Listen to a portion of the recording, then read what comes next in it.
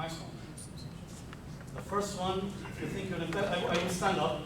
I'm intelligent, okay, and modest at the same time.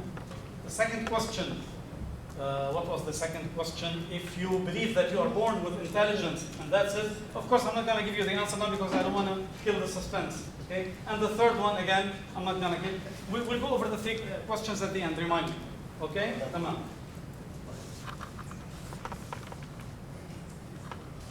So I'm being bombarded from left and right with the camera. Our ultimate role as teachers, and this question, the beauty of it, there is no right or wrong answer. Now, if I pose such a question to a multitude of educators and teachers, I will get as many answers as I have teachers. So what's our ultimate role as teachers? Please, you see GW stands for group work, okay? So, in groups, you have 2 minutes to go over this question, and if you wish to jot it down. If you want to keep it in your mind, later on one spokesman will give us the answer. Our ultimate role as teachers, and I repeat, there are no right or wrong answers. Each one of us has got his philosophy, he's got his style. As long as you can back up your answer, you are on the right track.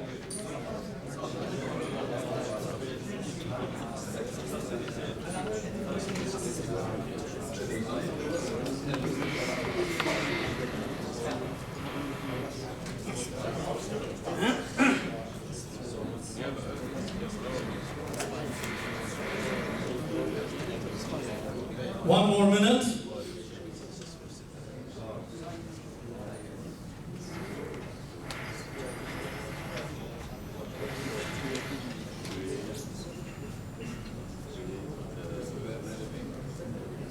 Okay. Group number one, please. Group number one, please stop working. Where's group number one? I think it's over there. We have numbers on the tables. Okay, group number one. Please, when we start getting answers, kindly complete silence so we can share our answers. Yes, group number one. Mr. Waboud. Simply. Sorry. The mic. Thank you, Sami. Make sure it's working, please. Yes. Well, good evening, colleagues. Could you just move it closer to your mouth, please, Mr. Waboud? Good evening, colleagues. I think, or as a group, we think that the most important role of teachers is to convey the noblest message ever to the upcoming generations and to lead them to knowledge, to create a knowledgeable generation. To convey knowledge. Tamam, thank you very much. Group 2, quickly please. Group 2. So group 1 to convey knowledge. Group 2. And kindly kiss the microphone because you need to move it closer to your lips. I think that the role of the teacher is to create lifelong learners. Excellent. Lifelong learners. Good one. Yeah. Thank you very much. Group 3. Group 3. Where's group 3, guys? Okay. What's your ultimate role as teachers? Inspire students and motivate them. Inspire, lovely. Inspire and motivate. These are the key terms. To inspire and motivate. Well done. Group 4. Okay. To master skills for life and earn a living. Excellent. So we need the application part also and to be able to earn a living. Group 5. Pass because we wrote to inspire students and it was mentioned before. Repeat, no problem. To inspire students. Lovely. Great. Group 6. Generating lifelong learners. Allahu Akbar. Okay. Fine. Telepathy. Group 7. Education, knowledge, and guidance. Education, knowledge, and Guiding. and guidance. Okay, or guiding. Come on. Thank you. Next. Thank you, Mr. Salmani. Mr. Farouk. Yes, sir. To generate good thinkers and good critical analyzers. Excellent. Generating critical analyzers. Okay, and the first one? Good thinkers. Good thinkers. Thank you very much. For us, we think that learning is not a matter of absorbing information, but a process of developing many other internal skills like curiosity, perseverance, and the ability to tackle tough challenges. Lovely. Very sophisticated, articulate. Thanks a lot. Thank you very much. And last but not least, Group 10. Facilitate the process of learning. Facilitate the process of learning. To think of ourselves as facilitators of learning. That will motivate and inspire. Motivation is the key term. As I've already mentioned, there are no right and wrong answers. All of them make perfect sense. Let's see what I've got. Bingo. To generate lifelong learners. It's the title of the workshop, first of all. And more importantly, it is what? Our vision. Our vision, okay? So it's no coincidence that we opted for such a vision. Mr. Naimi, Dr. Tho, myself, and all, Mr. Fakhr, Mr. Hassoun, and all the faculty members, we opted for this, not haphazardly. We have something in mind, to generate lifelong learners. Now let's, yes, Mr. Saad. Yeah, the word lifelong reminds me of lifelong milk. حليب طويل الأجل. Exactly, did the same with me. Yeah. Seems you're hungry or thirsty. But, let's stop a little bit now, let's pause and see what's so important with generating lifelong learners. Why don't we generate learners and that's it?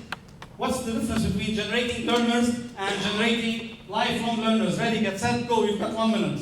Groups. Can you repeat it again? Yeah.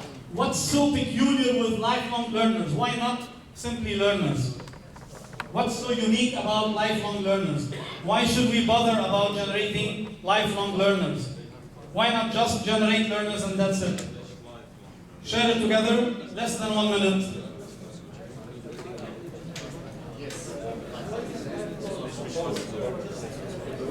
Kindly, whenever you're ready, raise your hand so we won't waste time. So we're ready over there. Please raise your hand when you're ready. Okay, I'm afraid I'm going to stop now because we don't want to waste our time. Mr. Absat. Because learning is a continuous process. Okay. Okay. Learning is, according to Mr. Absat, is a never-ending process. Somebody else. Mr. Arsalan. Almost the same, because learning is an endless process. Exactly. Any different answers, Mr. Jabal? Stop learning to stop living. Excellent. Well put, Mr. Jabal. Stop learning, stop living. And so you are in agreement with Albert Einstein, Mr. Jabal. It should cease only at death.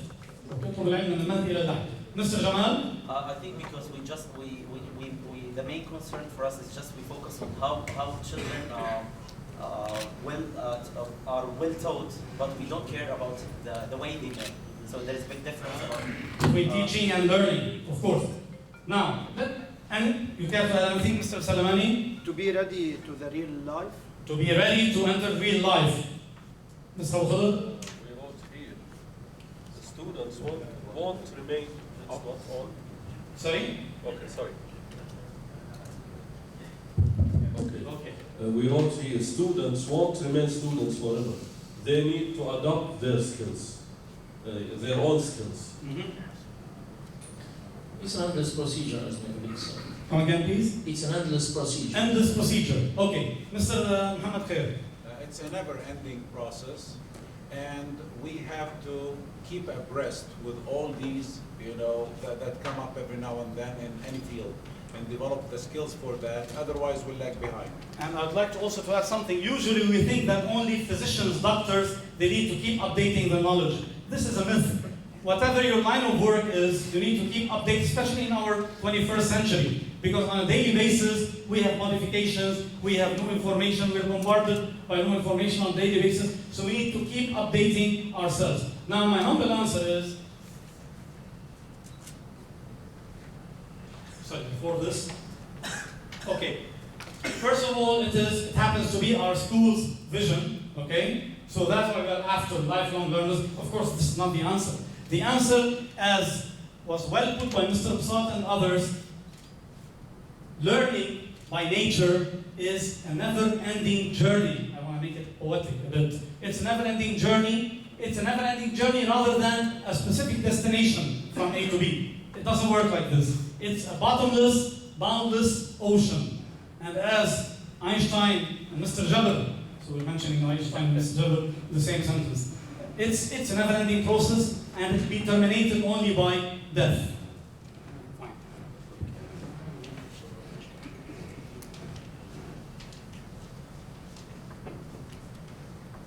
Roles assumed by teachers.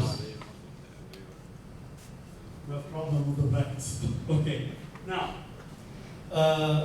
long time ago, I used to ask myself, I felt as if I am multiphasic in class. Multiphasic personality is a syndrome in psychology where you have multiple personalities. And actually, if you want to be a professional teacher, you should have multiple personalities. You should be an Oscar-winning actor because we need to act in class. You might not be in the mood, but once you step inside your classroom, you have to become a different person. And there are so many roles.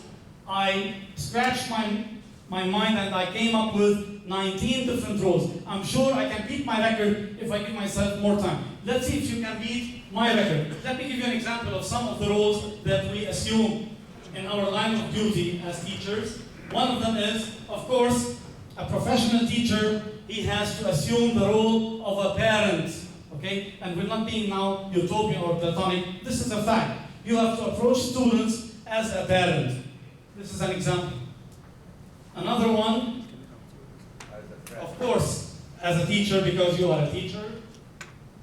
As a tutor, what's the difference between a teacher and a tutor? Yes? The tutor gives money for much care, but much personal care. More personal.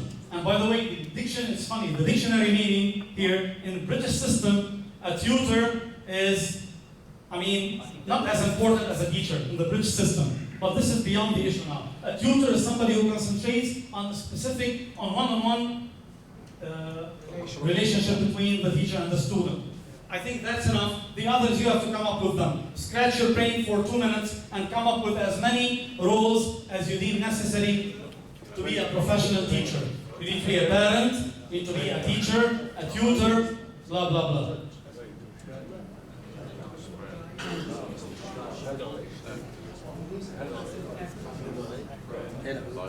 And the word tutor is a bit far-fetched here, if you know what I mean. We're not interested in private tutoring. We're talking as a tutor inside, within the classroom.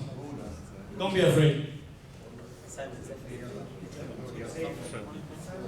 Because quite often a teacher has to become a tutor during the session. Especially with low-achieving students, you need to practice the role of a tutor. And you might delegate this task to some high-achieving students to be tutoring others. Try to think outside the box. Try to think outside the box.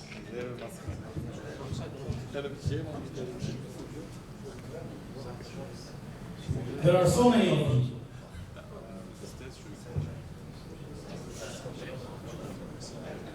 One more minute.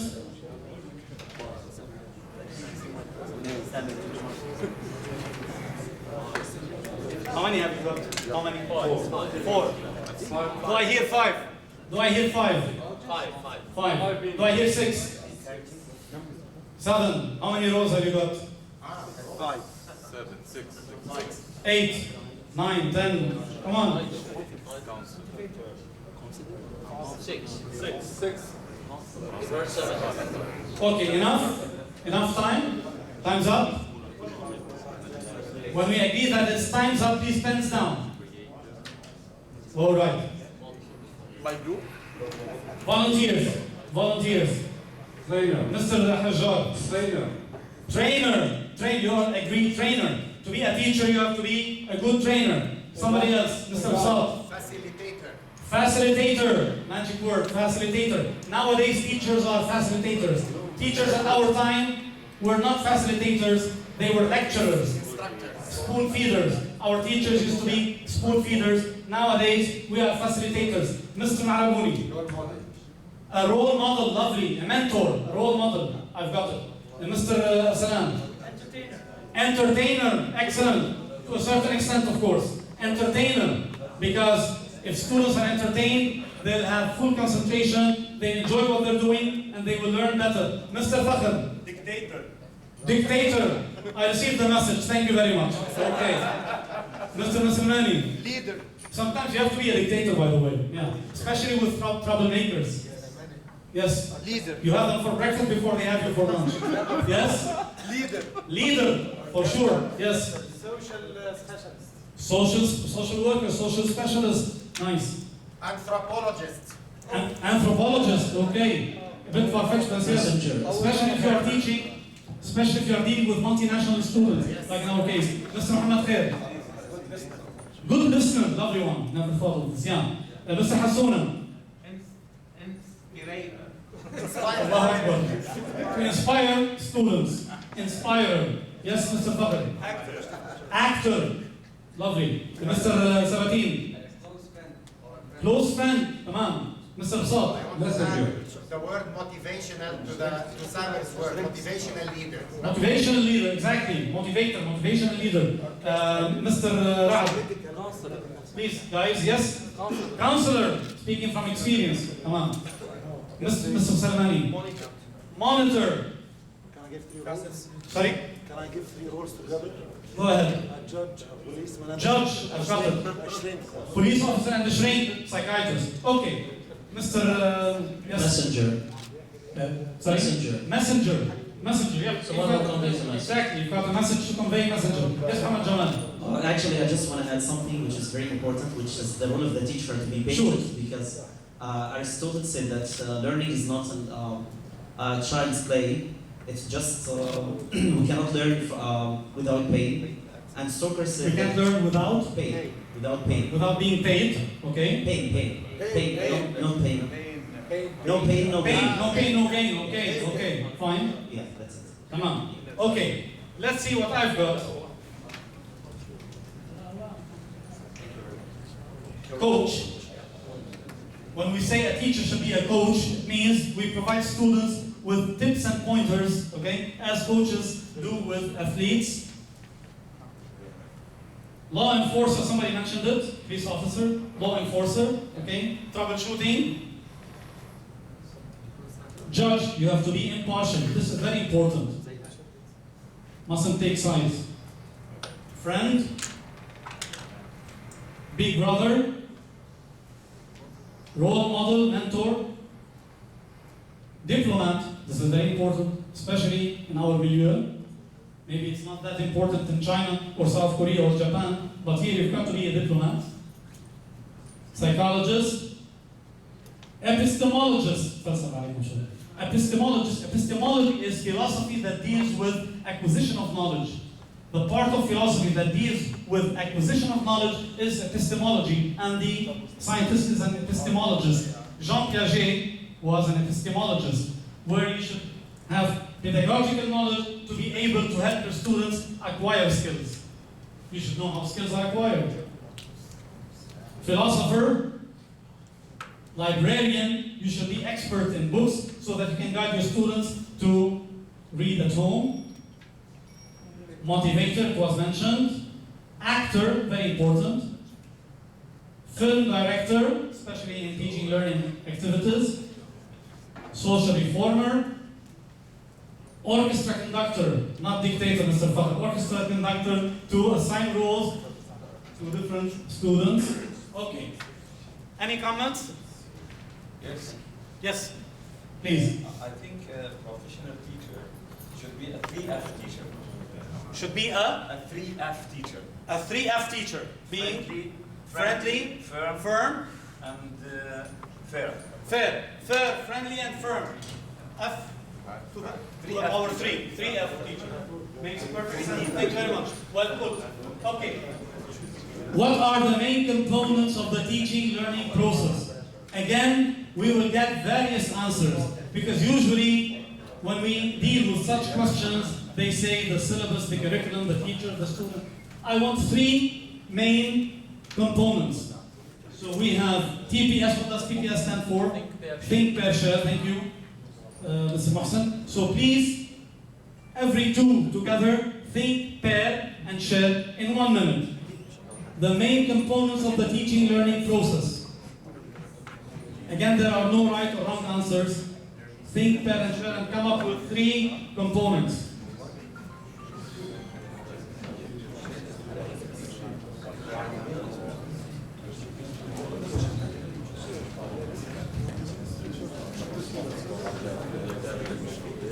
Of course, we have the teacher, we have the student, so you're left with one.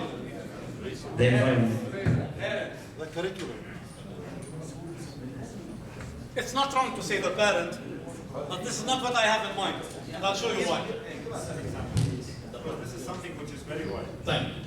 Shall we get answers? Mr. Jamal. I think the environment and the parents as well. So let's list them. The student, the parent, and the environment. And we kick the teacher out of the picture. No, the teacher and the students. Teacher, student, parent. Environment. 4. We need 3. So we should agree on the teacher and the student. Takes 2 to tango. You need a teacher. Although by the way, many philosophers and educators, they tell us that learning is like breathing. You don't need a teacher. You can play the violin, a very intricate instrument, without a teacher, but it will be a long way. Teachers, they make it short. They give you a shortcut towards learning. Sometimes it fires back, okay? So we have the teacher, we have the learner, and the third aspect, Maybe the tools, tools, parents, Resources. curriculum, syllabus. Yes, Mr. Rifai? Yeah, I was going to say curriculum. Okay. Materials. Let me show you what I've got. Feel free to agree or disagree. Okay, we have the teacher, we have the learner, and we have the medium. I opted for the word medium because included in the word medium we have the syllabus, the curriculum, teaching learning activities, the milieu, the environment, the interaction between the teacher and the student. Throughout this interaction, learning takes place.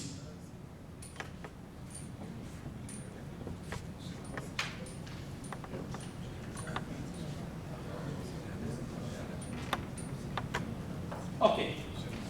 What do these two have in common? Of course, these two are out. They haven't appeared yet. Let's see who they are. You know the guy? No one, Dr. Vogue? Dr. Vogue doesn't like him. Okay. Is he a singer? Albert Einstein, singer. Albert Einstein. Okay. And Mr. Sabatin. Who's the other guy? Thomas Alva Edison, okay? Fine. Just a second. Thank you, Mr. Sabatin. What do these two have in common? 1 minute. Group work. 1 minute. 1 minute. Group work. What do they have in common? Think.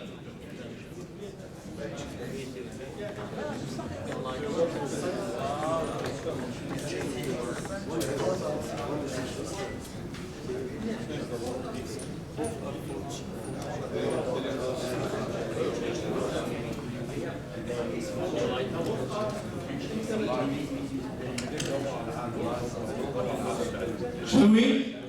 Okay. Mr. Sabatin raised his hand at once. Okay, let's stop thinking, please, and let's listen to the answers. Mr. Sabatin.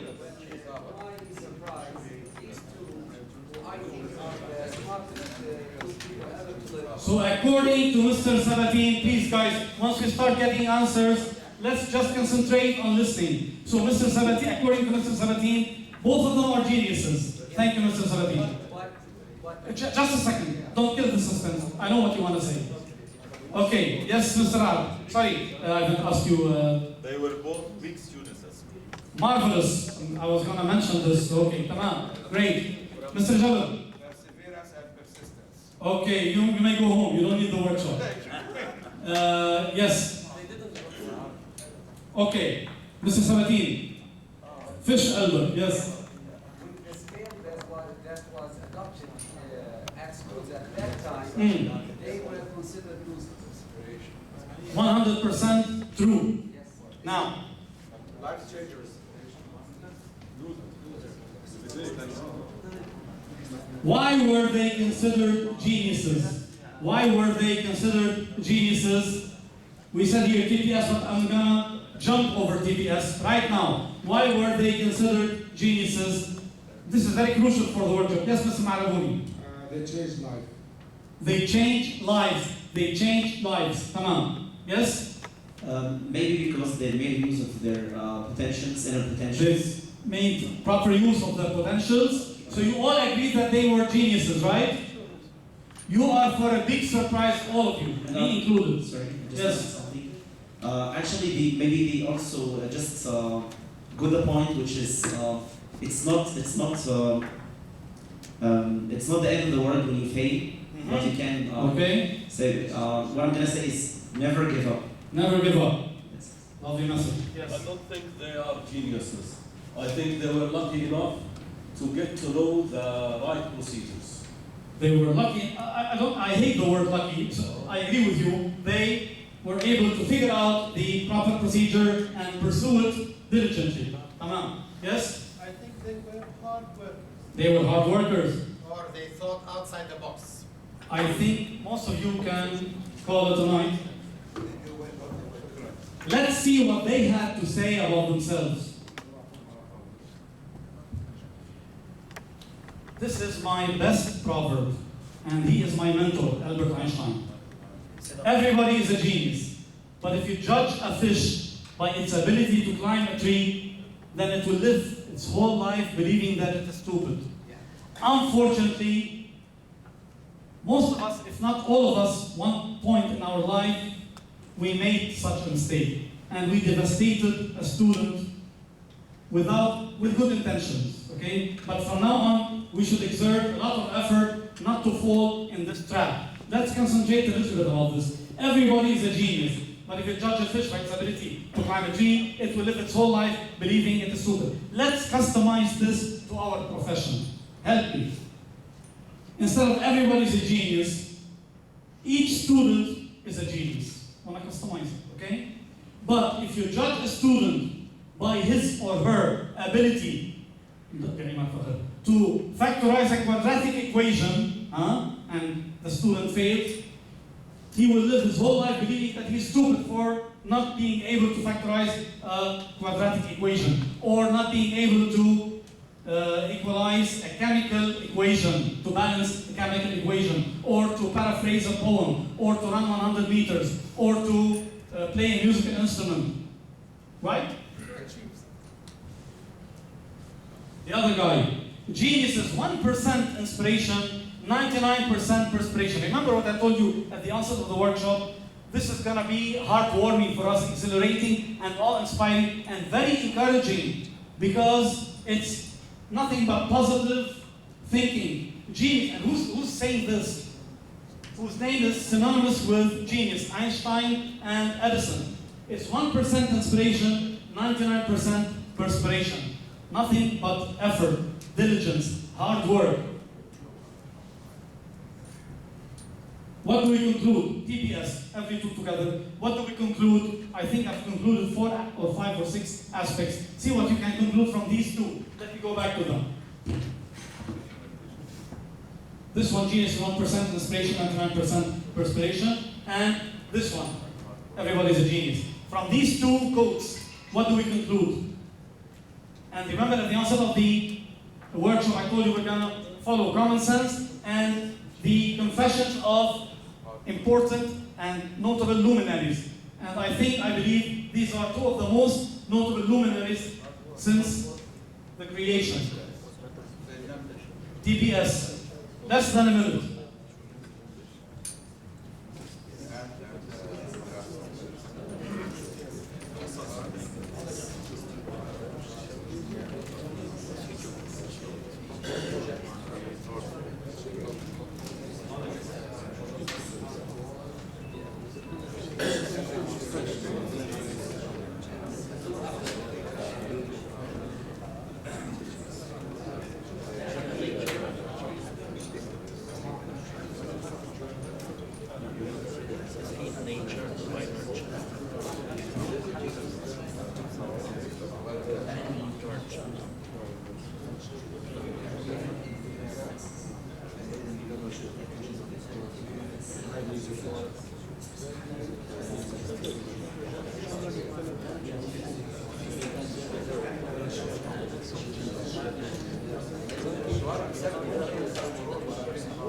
Everybody is a genius, all students are geniuses.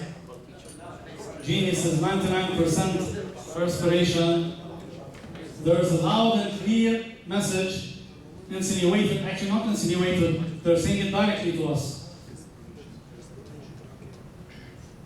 I mean, if I were in his shoes, I would have said, I'm a genius, and it's too difficult for you to follow in my footsteps. But he was humble enough to admit that he was not a genius. And I've read his biography, this thing, and all of it is fascinating. He was less than ordinary. We're going to mention this throughout the workshop. It's not that he wasn't a genius, he was below the ordinary. But he had imagination. He kept saying imagination is far more important than intelligence. And because of his imagination, he came up with the general relativity theory, of which he received the Nobel Prize in 1921. Okay, answers. Mr. Jamal.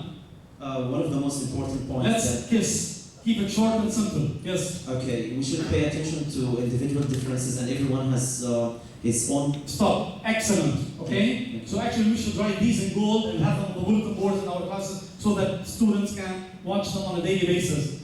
Teach students individually. There isn't one size fits all in education. There isn't one size fits all in education. We have to cater, we have to customize our teaching learning activities to account for as many, but we want to be practical. It's easier said than done, but let's have it as a goal and try to apply it. Thank you. Somebody else.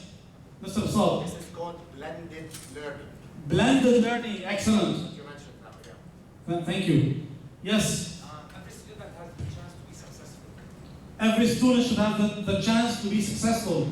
Also, one more thing, never let students give up. Never let students give up. Let me tell you what I used to, with all due modesty, when I used to be a teacher. The first thing I tried to sell to my students, I told them, I'm gonna, listen Mr. Fakr and everybody else, I'm gonna humiliate you, but if you make fun of your classmate if he makes a mistake. That was the golden rule. I told them, you can never learn without making mistakes. To err is human, to forgive divine. Alexander Pope, okay? So, we can never learn, we can't learn to ride the bicycle without falling down a couple of times. And this applies to everything else. So I wanted my students to feel safe in class. So that when I make a mistake, it's not the end of the world. Nobody is gonna giggle, nobody's gonna eye me, nobody is gonna make fun of me. Once students feel safe, they will attempt to contribute, and the more they contribute, they might make mistakes, and the more mistakes they make, the more they will learn from their mistakes. Other answers? Yes, Mr. Aboud. Working hard is more important than being clever. 100%. One more thing. So, in other words, effort beats intelligence. Yes? We should teach our students never to give up. Never to give up. But to discover, to excavate their potentials. Well put. Thank you very much. Yes, Mr. Khalid. If there is no mistakes. Sorry? You will not learn if there is no mistakes. Exactly. Make as many mistakes as you will feel free. Yes. Yes. What matters is the addition you give to yourself, not only what you are doing. And you have to feed what is natural by what is nurture. Exactly. Exactly. Let's see what we have here. Intelligence is not a unique attribute, but a shared commodity. There's nothing exotic or far-fetched about, oh, he's intelligent. We all are. We are all intelligent. Okay? So it is not unique. It is shared. Intelligence is shared by all. And we need to ingrain this in our students' minds. Now, of course, we have the bell shape, but it has nothing to do with intelligence. It has to do with... I mentioned this during the previous workshop. Mr. Basalt was sitting there, and we mentioned the reasons why a student might not achieve well. Simply, he might not be interested, okay? He might be having psychological problems, okay? So we have to take this into consideration. So just because we feel he is intelligent, there are other variables. In statistics, we call this a confounding variable. It's not the real cause. The real cause is someplace else, and it's our duty to find it. It's our duty to build the student's self-confidence, self-esteem, so he may have several goals to have a goal. Each person is intelligent in his own way, and this is what prompted Dr. Howard Gardner. You all know who Howard Gardner is. The 7 intelligences, and later on he modified them into 8. Actually, there are innumerable intelligences, and I can cite zillion of examples. We have so many people here at school who are not teachers, but who are far more intelligent than we are in certain aspects. And I keep telling myself, if Einstein was stranded on an island, he wouldn't be intelligent. A fisherman would be if he's stranded on an island. So the situation plays an important role. Superficial diagnosis and evaluation lead to, and we fall in this trap. I remember we used to gather, this is my 32nd year at Najd School, we used to have faculty meetings before PTAs, before parent-teacher association meetings, to discuss students who happen to be low-achieving students. And I used personally to get mad when I used to hear teachers say, Fulan mahi, Fulan hadi imkaniyatu, Fulan, he is good for nothing. And Einstein was victimized by such teachers. Yes, Mr. Sabatini.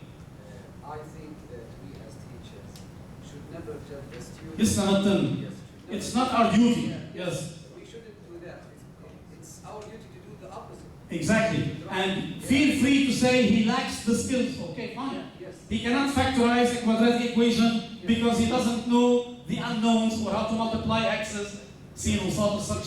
We should provide them with the sufficient practice that they need to reach the goal or the Exactly. A professional teacher bluffs his way around. He finds so many different techniques to reach the student. And mind you, still, he might not be able to reach the student. But so what? It's not the end of the world. You don't have to be a mathematician or great at English or this or that. You need to do your best. I had a friend of mine at school, and he used to be the first in class. His mother, I'm sure she might have never read Einstein, but she was a living example of Einstein's quote. She used to tell him, if you come home with 80 out of 100 on your exam, and you haven't studied for the exam, I'll be mad at you. If you bring me a 40 out of 100, but you have done your best, I'll be glad. She was a wise mother, because she was after effort, diligence, and hard work, not after the end result, unlike the parents, most of the parents of our school, unfortunately. So, superficial diagnosis and evaluation lead to faulty conclusions. Remember the anecdote I mentioned in the previous workshop about the anatomist who was experimenting with the grasshopper? He cut one leg of the grasshopper and he told him jump, and the grasshopper jumped. He kept cutting legs until he had one leg and he kept jumping. He cut all the legs and he ordered the grasshopper to jump. The grasshopper did not jump. The conclusion of his experiment, after you cut the legs of the grasshopper grows deaf. This is a faulty conclusion. We make such conclusions sometimes. Just because the student did not prepare for his exam, he's stupid. No, he's not stupid. He simply did not prepare for the exam. And this is devastating. Stigmas in Arabic, al-wasam. And usually at the onset of the school year, teachers, they sit together and they say, beware of that student. He's a troublemaker. Beware of that student. Now, sometimes this is helpful, but most of the times it will build a preconceived idea in the mind of the teacher who's going to enter the classroom. So, Mr. Mahmoud Yusuf is a good student, but because Mr. Jawad hated him as his teacher, and he filled my mind about it, once I enter his class, then I won't give him a chance to prove himself. He'll be stigmatized. Low self-esteem is a crime. Low self-esteem is a crime. Because the student, if he has low self-esteem, he can accomplish almost nothing. This will lead to learned helplessness. In psychology, they did experiments on rats. They electrified the rats when they moved along a certain way. Later on, they removed the electricity and the rats were afraid to move because they've been electrocuted a lot. To customize this to our students, he fails an exam, he fails another exam, he fails a third exam. The teacher mocks him in class. I'm sure none of you here will mock students, but I'm citing other teachers, okay? His parents at home will also mock him or make fun of him or will not be pleased with his results. So he will develop learned helplessness. And this is also devastating for students. Genius is an acquired rather than an innate trait. This is what Edison meant by 1% inspiration, 99% perspiration. From what I've understood, as long as we are born not severely mentally retarded, notice, not mentally retarded, even if I'm mentally retarded, I can make it. if I'm severely mentally retarded, la hawla wa la quwwata illa billah. Because some mentally retarded people, psychologists call them savants, they can list pi, mathematicians, pi 3.1416, I think 91, after 16, 3.14, 16, they can't recite and they are mentally retarded. It's a gift. So genius is an acquired rather than just like the muscle. As Mr. Jubayli, may his soul rest in peace, used to say, use it or lose it. Diligence and perseverance have the upper hand. This is what Edison meant and Einstein too. Now, what does perspiration mean? You have to work and work and work until you perspire. How can we replicate or duplicate such cases? How can we foster Einsteins and Edisons in our class? Here now the game is going to start now. Psychology of success. Psychology is a lovely profession. We have abnormal psychology, experimental psychology, animal psychology, psychology of personality, social psychology, clinical psychology, psychology of this, psychology of that, and on top of them we have psychology of success. The pioneer in psychology of success is none other than Dr. Carol Dweck. She's an authority in the field. Now, the theory, strategies, and techniques you are about to be exposed to have been subjected to extensive research, as I've already mentioned at the onset of the workshop, if you remember, for 35 years. So, this is the third pillar. The first pillar is common sense. The second pillar, the codes of Einstein and Edison. The third pillar is her research. Who is Carol Dweck? Let's establish her credentials. Born 1946, graduated. Barnard College, by the way, is affiliated to Columbia University, so it's an Ivy League college, 67. PhD from Yale, another Ivy League university, Jamiat al-Nukhba, 72. Taught at Columbia, Harvard, and Illinois. The three of them are Ivy League. Joined Stanford, another Ivy League, in 2004, and she is still working up till this moment. Currently, she is the Lewis and Virginia Eaton Professor of Psychology at Stanford University. Her research interest, that's why we are interested, motivation, personality, and development. Mr. Basat will be pleased now because this ties in with leadership studies, I'm sure. How do we respond to our students' achievement? Example, a student who has solved a math problem correctly. He solved the math problem correctly. How do we usually respond? TPS, 1 minute, TPS, TPS.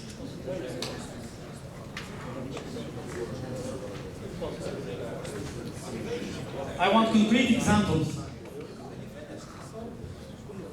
A student who has solved a math, you want to praise, you want to congratulate the student, you want to reward the student. What do we usually do? First, I want to know how he did it. His explanation. Good point. No, let's say he solved it the way you wanted him to solve it. Okay? He did his job. That's what I'm saying. I'm curious to know how did he think. Very subtle of you.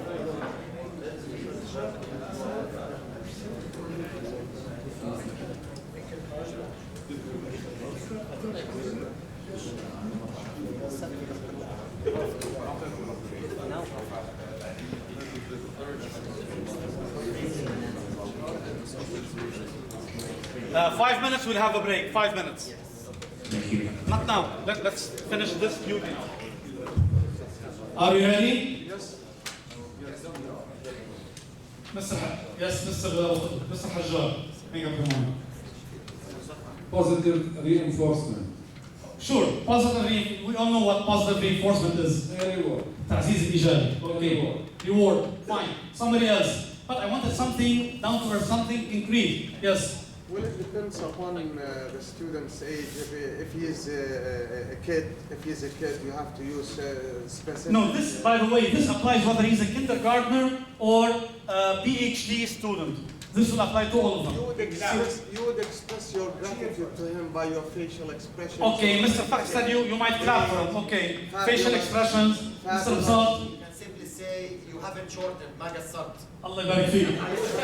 حبيتنا Mr. Basat. Okay, fine. Let's show you what I have. From experience, we usually do like this. Way to go, Omar. You must be good. Clever boy. You're a genius. Clever answer. You're so intelligent. You're gifted in math. Fabulous. Okay. باختصار well done. Usually when we give such responses, what's the problem here? There's a serious problem. There's a serious problem if you are paying attention. All of them, I was praising something in the student. What was that thing? Shall I go over them again? Mr. Sabatin. So I was concentrating on his what? On his ability. Maqdira. Now this is kind of fired back later on when he fails. Yeah, and there's another thing. I think that when you tell the student when he does something good, you're a genius, the others would exactly. think that So when I say you're so gifted, you're so intelligent, please, you were born like this, you're nothing, you're intelligent, mashallah, okay? Yes. Clever answer. What about the effort? You're a genius. So I'm concentrating on the student's ability. What about students who don't have the ability to solve the problem, but they used correct strategies with something missing, and they were unable to give me the right answer? Shouldn't I praise their way of thinking, their effort, their strategy?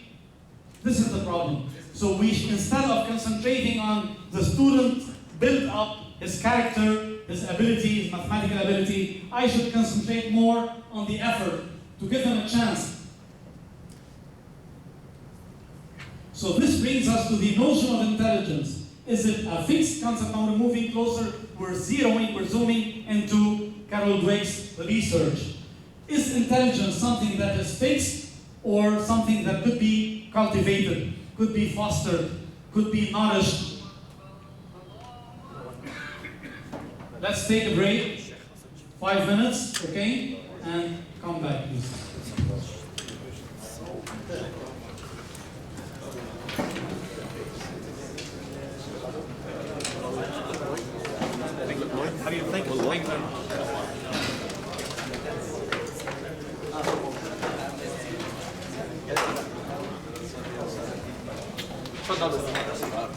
تفضلوا على البوفيه.